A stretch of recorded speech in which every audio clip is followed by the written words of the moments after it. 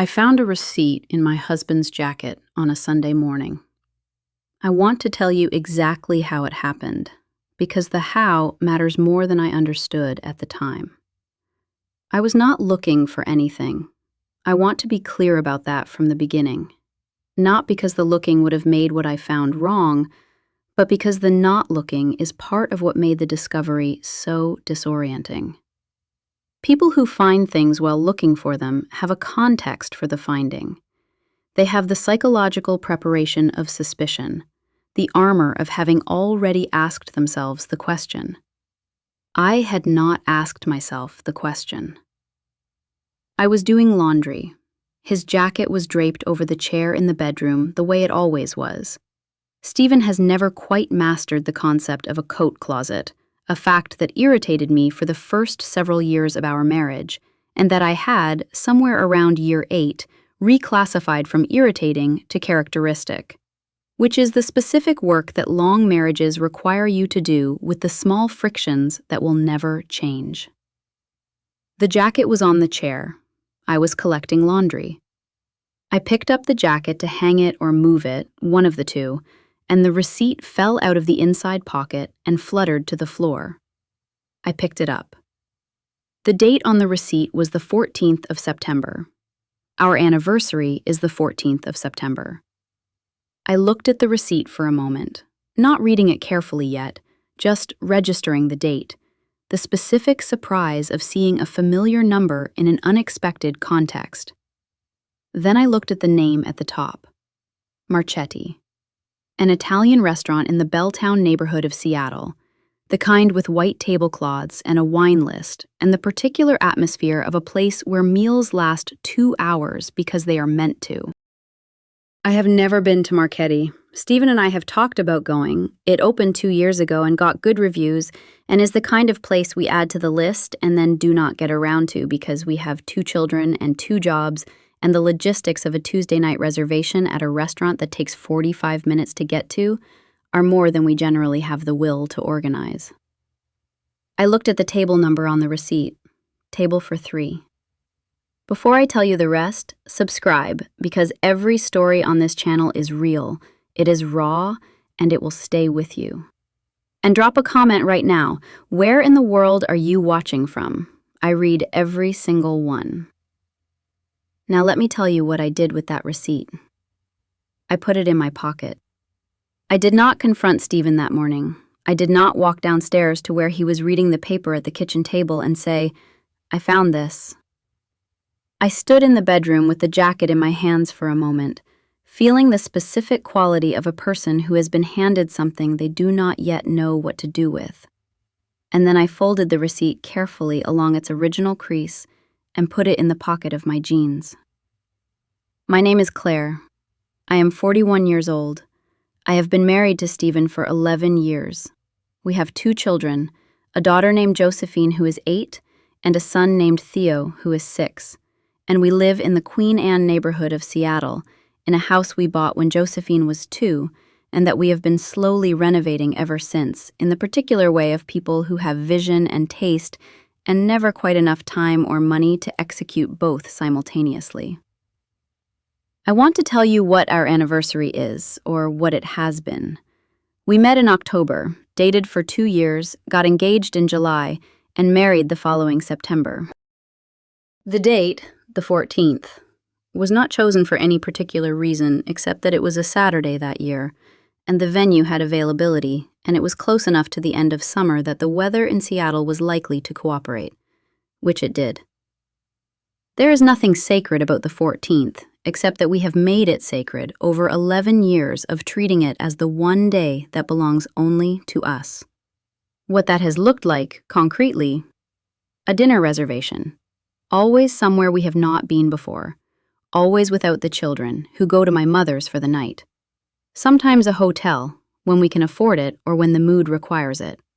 Always, at some point in the evening, the specific conversation of a couple taking stock, not in a formal or structured way, but in the way of 2 people who have decided that once a year they will be honest about how things are, where they are going, what they need more of and less of. The stock-taking conversation is not always comfortable. It has sometimes been the conversation where we say things we have been not saying all year. And the not saying was a choice, and the saying is a reckoning.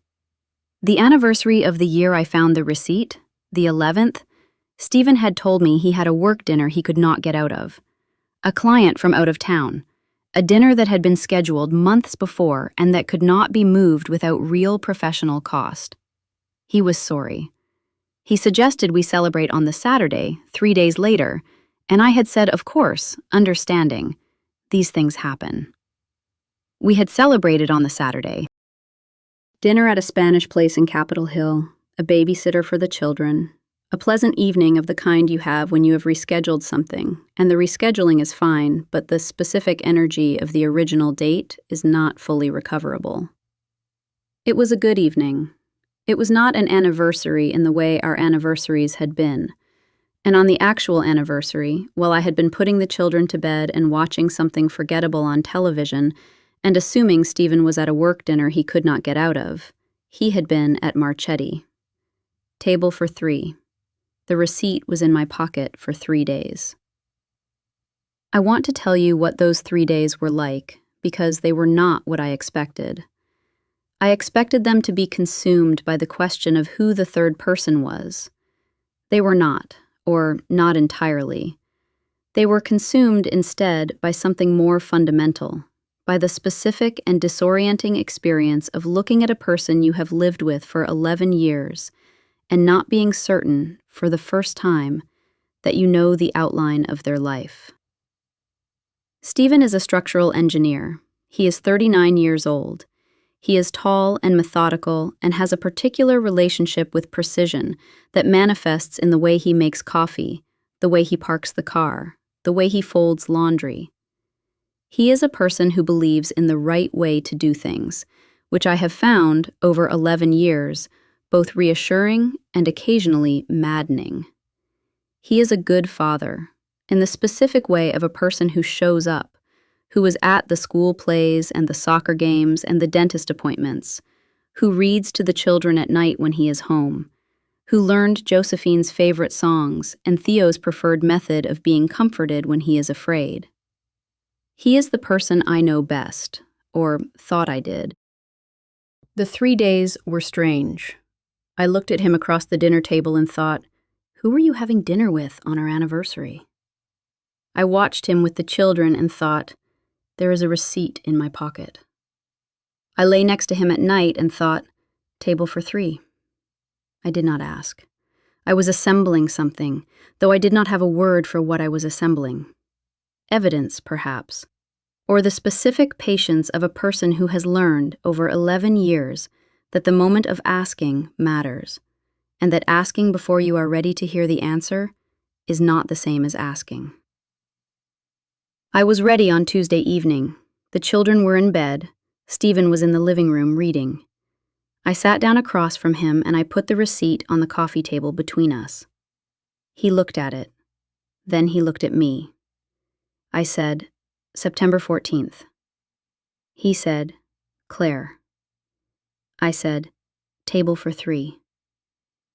He was quiet for a moment, the kind of quiet that is not the quiet of someone deciding what to say, the kind that is the quiet of someone who has been waiting for this conversation and who is, in some way, relieved that it has arrived. He said, I was going to tell you. I said, when?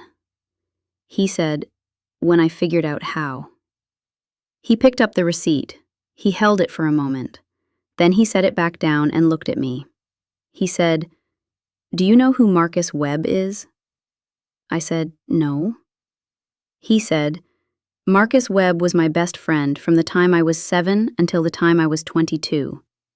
We grew up 2 streets apart in Spokane. We did everything together. High school, same friend group, same everything. We went to different colleges and we stayed close for a few years, and then it faded the way friendships fade when 2 people go different directions, and the thread between them gets thin enough that eventually it breaks without anyone deciding to break it. I hadn't spoken to him in 15 years. I said, what happened? He said, He found me on LinkedIn in August. He was in Seattle for work. He had been diagnosed with something serious. I don't need to tell you the details. It doesn't affect this story. But when you get news like that, apparently, some people reach out to people they lost track of, to close loops. He reached out to me. I said, "And you had dinner with him on our anniversary?" He said yes. His flight was that night. He was only in Seattle for 2 days, and that was the night he was free. I know it was a terrible choice. I should have told you. I should have just told you who he was and why I was meeting him and why it couldn't be moved. I said, "Why didn't you?" He looked at me. He said, "Because I didn't know how to explain Marcus without explaining a part of my life I haven't talked about." I said, "What part?" He said, "The part that was before you. The part that I put down when I got my life together and that I haven't picked up since." And then he told me. I'm not going to tell you everything he told me, because some of it is his to carry, and I was given it in confidence, and it is not mine to share. What I will tell you is that the years between 20 and 26, the years Stephen almost never talks about, the years he refers to as his difficult period in the specific way of someone who has decided that period is over and does not require examination, were more difficult than I had understood. He had been in trouble. Not legal trouble, not precisely, but the kind of trouble that is adjacent to legal, that lives in the specific geography of bad decisions made by a young man who did not know how to ask for help, and that could easily have gone a different direction than it did. Marcus had been part of those years, not the cause. Stephen was careful to say that, and I believed him, but present in them, woven into the fabric of a time he had sealed away. When Marcus reached out in August, Stephen had panicked, not because of any ongoing issue, but because of the specific discomfort of the past making contact with the present. He had met Marcus for coffee first, a coffee he had not told me about, and had sat across from a man he had known since childhood who was sick and who wanted to talk about the years they had shared. And Stephen had realized that talking about those years meant, eventually, talking about them with me. He had not been ready. He had been trying to get ready. The anniversary dinner was not planned as the secret it became.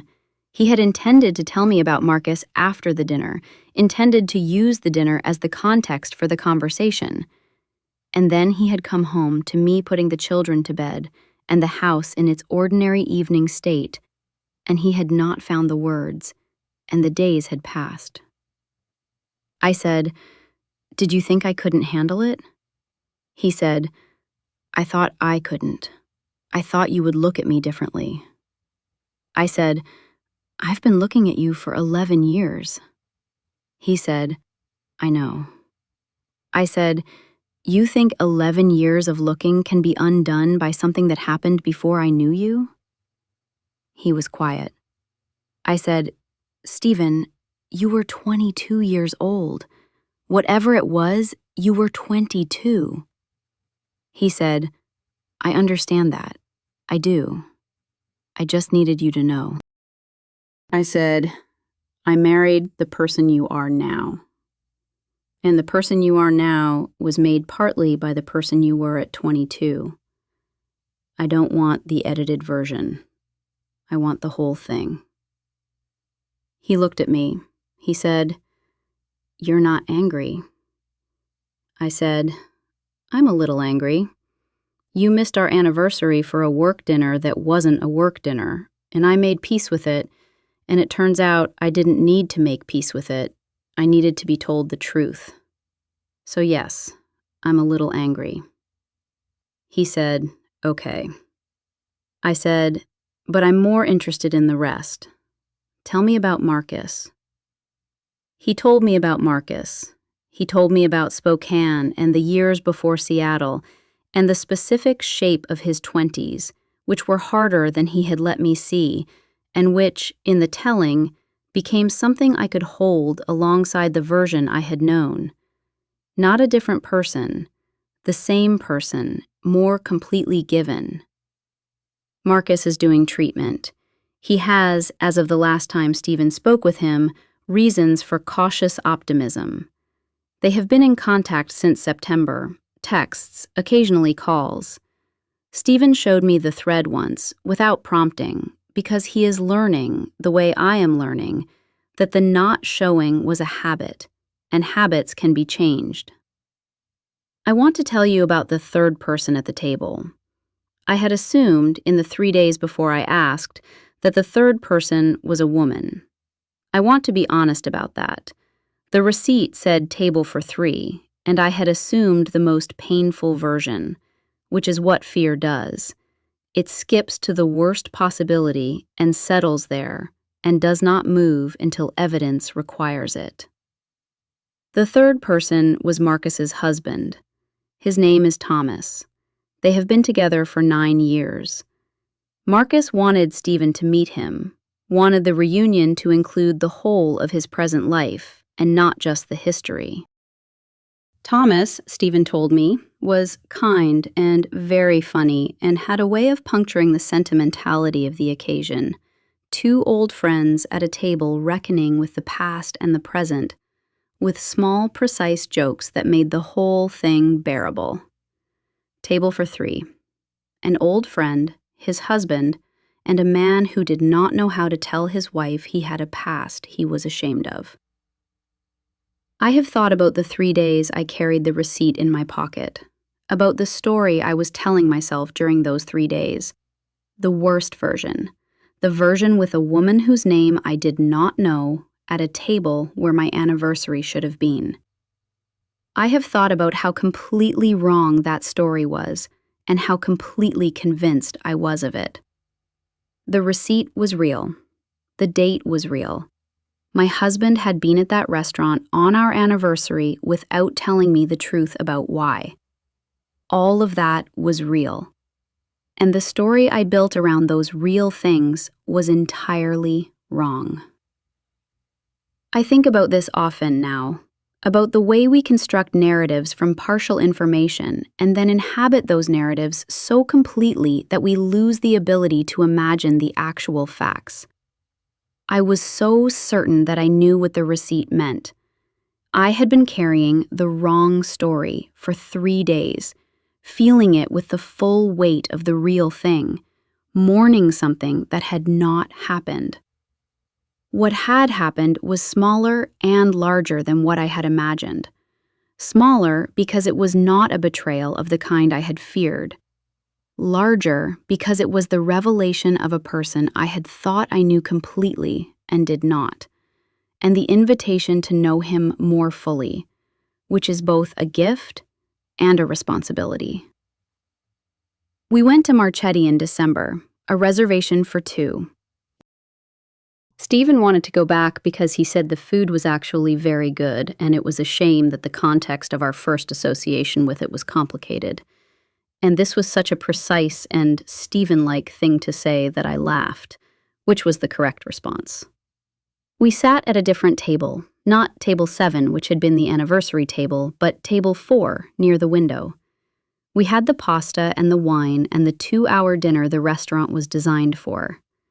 At some point in the middle of it, Stephen said, "I want to do the stock taking." I said, "Now?" He said, "I think we missed it. I think we're owed it." I said, "Okay." He said, "How are we doing?" I said, "Better than September. Different than before September. I think we're in the middle of something." He said, "What kind of something?" I said, "The kind where I'm learning who you actually are. All of it. And you're learning that I can hold it." He said, "Can you?" I said, "I'm here, aren't I?" We walked home in the December cold, the way we walk in Seattle when it is cold and clear and the city is lit up in the way it gets in December. All the lights and the dark water and the specific beauty of a city in winter that has decided to be beautiful anyway. We walked past a restaurant we had been to once on an early date, before Josephine, before the house, before 11 years of the life we had built. I pointed at it. I said, "I remember that place." He said, "I remember. You ordered something you said was terrible and then ate all of it." I said, "It was terrible. I just didn't want to waste it." He laughed. We walked the rest of the way home not talking, which was comfortable in the specific way of two people who have said the things they needed to say and can now be quiet together. The children were at my mother's. The house was ours. I have thought about what would have happened if I had never picked up the jacket. If the receipt had stayed in the inside pocket, had gone through the wash, had disintegrated the way receipts do when they are forgotten. Stephen might have found a different moment to tell me about Marcus. Or he might not have. Might have sealed the past more permanently. Might have carried it as the weight it had been and never set it down. Instead, a receipt fluttered to the floor on a Sunday morning, and I picked it up and put it in my pocket, and 3 days later I put it on a coffee table and said, September 14th. The accidents of how we come to know each other. Josephine asked me last month how Stephen and I met. She is 8 and becoming interested in the logistics of adult lives, the specific curiosity of a child trying to understand where they came from. I told her the conference story, the Portland story, the alphabetical order story. She listened with great seriousness. She said, "So it was an accident?" I said, "In a way." She said, "What if the letters had been different?" I said, "Then I might not be here telling you this story." She considered this for a long time. Then she said, "I'm glad the letters were what they were." So am I. I'm glad the jacket was on the chair. I'm glad the receipt fell out. I'm glad I carried it for 3 days instead of asking immediately. Because 3 days gave me time to become the person who could ask well, who could hear the answer and hold it. I'm glad Stephen finally told me what I did not know, because the telling has made the knowing something we share rather than something he carries alone.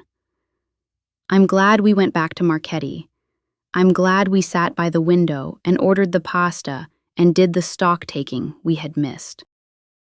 I'm glad, most of all, for the walk home in the December cold, his voice saying, "I remember, you ordered something terrible and ate all of it." The ordinary and specific and chosen life. I want to tell you something about the 3-day period that I have not told you yet, about what it was like to share a bed with a person you are not certain you know. We went to sleep that Sunday night in the ordinary way. The children in their rooms, the house quiet, Stephen reading beside me for the half hour before lights out that has been our routine for most of our marriage. He read, I lay with my eyes on the ceiling. The receipt was in the pocket of my jeans, which were folded on the chair across the room. I thought about the anniversary, about September 14th, the evening I had been home alone after putting the children to bed, watching something on television, thinking that Stephen was at a work dinner. I had texted him once, at around 9. Hope the dinner is going okay. He had replied, thanks, good, home by 11. And he had been home by 11, and I had been asleep, and the next morning had been a Saturday, and we had made breakfast, and the day had been ordinary in the way that all days are ordinary when you do not know what you do not know. I thought about that text, about the reply. Good, home by 11. A message from a person who was sitting at Marchetti with an old friend he had not told me about, eating dinner on our anniversary without the person he should have been with. And the message had been, what? Not a lie exactly. He had been at dinner. He had been home by 11. But the shape of the message was designed to suggest something that was not true, which is the specific work of an omission rather than a commission. Not, I am lying to you. Just, I am not telling you the thing you need to know. I have thought about the difference between lying and not telling. It is a difference I understand better now than I did before September. Lying requires an active choice, a statement made with the intent to deceive. Not telling requires only the maintenance of a silence, the willingness to let the other person's assumptions do the work of the lie. It feels less like a violation because it is passive.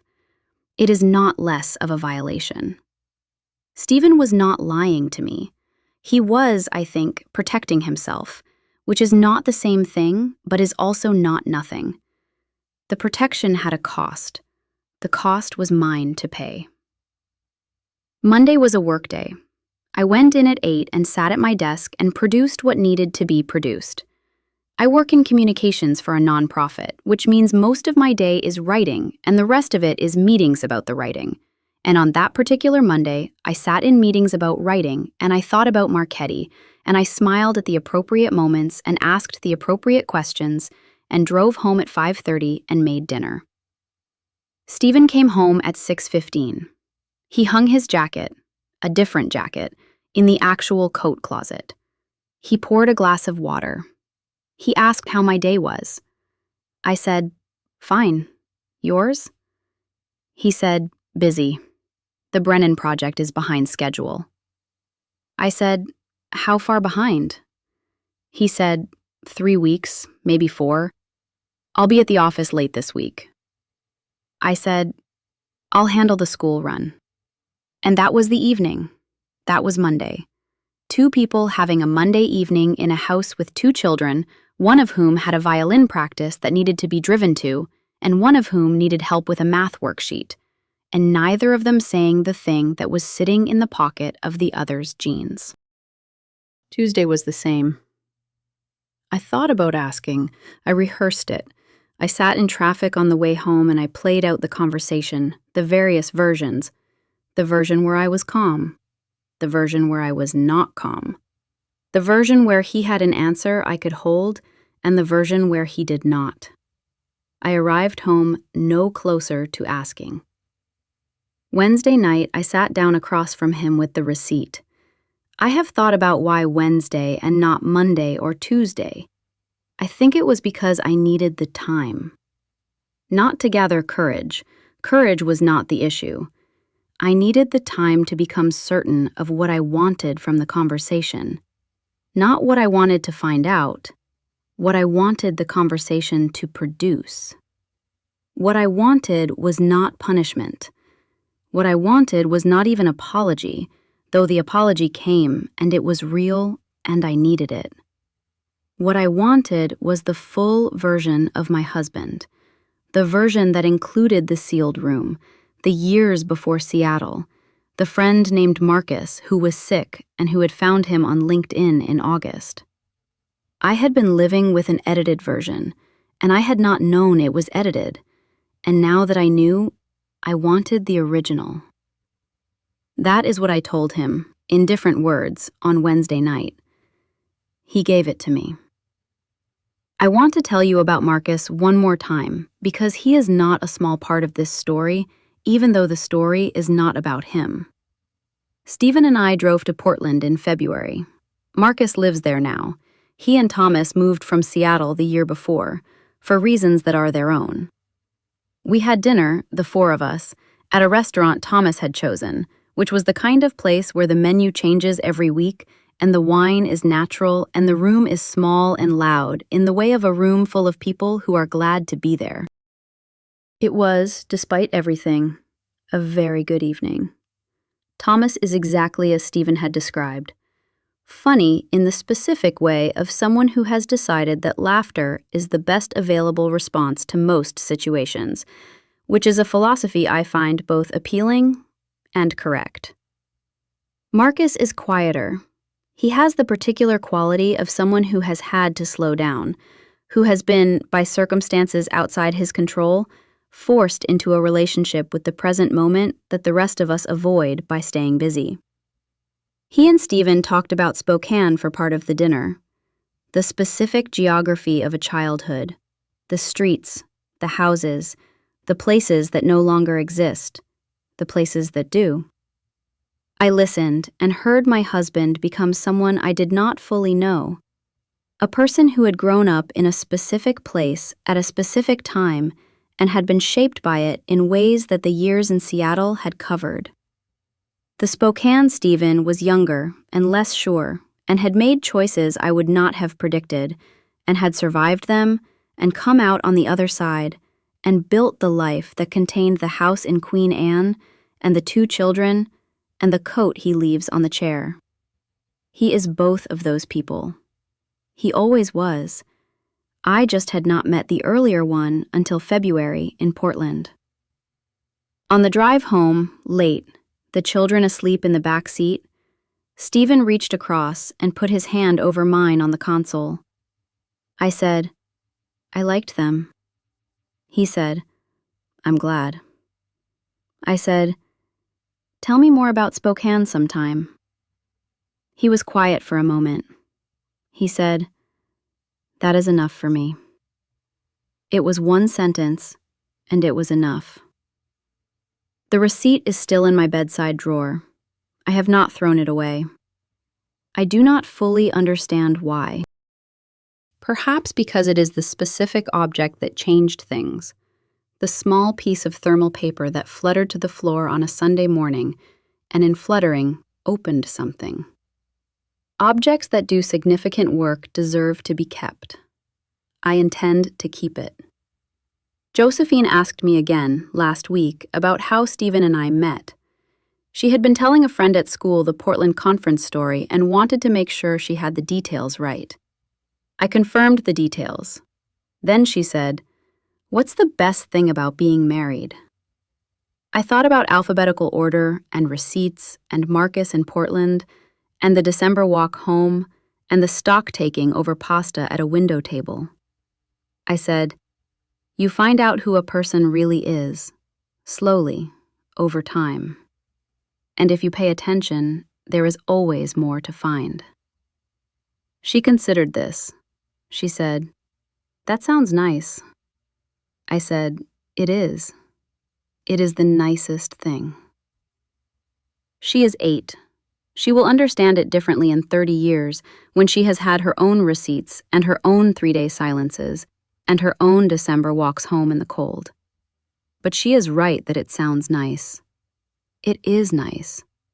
It is also harder than it sounds and more worth it than I can explain, and the kind of thing you only understand from inside it. There is one more thing I want to tell you about the apology. Stephen apologized on Wednesday night after he told me about Marcus and after I told him that I could hold the whole of him. He apologized specifically, not generally, not with the vague sorry of someone trying to close a conversation, but with the specific sorry of someone who has understood the exact shape of what they did wrong and is naming it. He said, "I am sorry that I wasn't at Marchetti with you on our anniversary. I am sorry that I told you it was a work dinner. I am sorry that I carried Marcus as a secret for 11 years instead of trusting you with it. And I am sorry that I let 3 days go by after I came home from that dinner without telling you what was sitting in my jacket pocket." I counted 4 apologies. I have thought about this, the specificity of 4 rather than 1. It would have been easier to say, "I'm sorry for everything." The 4 meant he had been thinking, had been sitting with the shape of the damage and had tried to name each piece of it precisely. This is, I think, what makes an apology real rather than functional. A functional apology closes a conversation. A real apology names what it is sorry for with enough specificity that the person receiving it understands they have been heard. Stephen gave me the real one. I am still grateful for it. I gave him something in return, which I had not planned to give, and which came out in the specific way that true things sometimes come out, without announcement, without preparation, simply present when the moment required it. I said, "I have not always made it easy to tell me hard things. I know that about myself. I know that I have a way of being competent and organized and okay that can look, from the outside, like a person who does not have much space for anything that is not competent and organized and okay. I am working on that. I want you to know that I am working on that, because the sealed room was a door that had two sides, and I think I was the lock on my side. Stephen looked at me for a long time. He said, "You are the most capable person I know. I think I have been managing you too, deciding what you could handle." I said, "We've been managing each other." He said, "We've been very polite to each other." I said, "For 11 years. He said, "Do you think that's finished?" I said, "I think so. I think the receipt finished it." He laughed. It was not an entirely comfortable laugh, too much in it for that, but it was a real one, the kind that comes when something is also absurd, when the specific mechanism by which your life changes is small enough to be funny, even when it isn't. A receipt from an Italian restaurant, table for 3. The whole shape of what we had not been giving each other, discovered on a Sunday morning when I was doing laundry. I have been thinking lately about what we would have been without it. Not the worst version. I do not believe the worst version was where we were headed. But a version in which two people continue to be very polite to each other, continue to manage each other's capacity for difficulty, continue to live in the edited version of each other's lives. The version where Marcus stays sealed, where the Spokane years stay sealed, where Stephen continues to be the person I thought I knew completely, and I continue to be the person he thought was always okay. That version was real. We were living it. It was not unhappy, it was just incomplete. What we have now is complete, or more complete. I have learned enough about marriage to know that complete is always provisional, always in progress, always requiring the specific maintenance of two people who are paying attention. But we are paying attention now in a different way. The managed version required less attention because it had less surface area.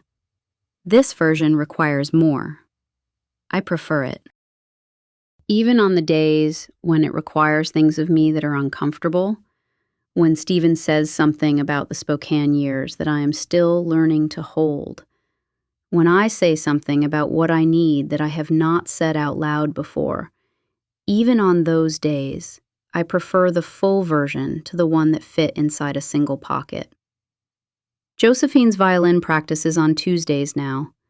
I drive her and I wait in the car and I listen to the sounds of children learning to make music, which is one of the more hopeful things I have found a way to be in the vicinity of. The teacher, a woman named Nina, has a particular way of asking her students to try things again. Not a correction exactly, but a reframing. She says, "Let's find it differently." I have been thinking about that as a practice. Let's find it differently. Not, we got it wrong. Not, start over. Just, here is another approach to the same thing, and maybe this one will produce what we are looking for. Stephen and I are finding it differently. 11 years in, with a receipt and a Portland dinner and 4 specific apologies and the understanding that the whole of each other is what we signed up for. Finding it differently. The jacket is on the chair again. I have decided I am not going to reclassify this one. I am going to pick it up every Sunday morning and hang it in the coat closet, because that is where it belongs. And because the small frictions matter, and because I would rather address the jacket than discover what else I have been stepping around without looking. He has offered to hang it himself. I told him I would like to keep the job. He looked at me for a moment. He said, "Because of the receipt?" I said, "Because of what I found when I was paying attention."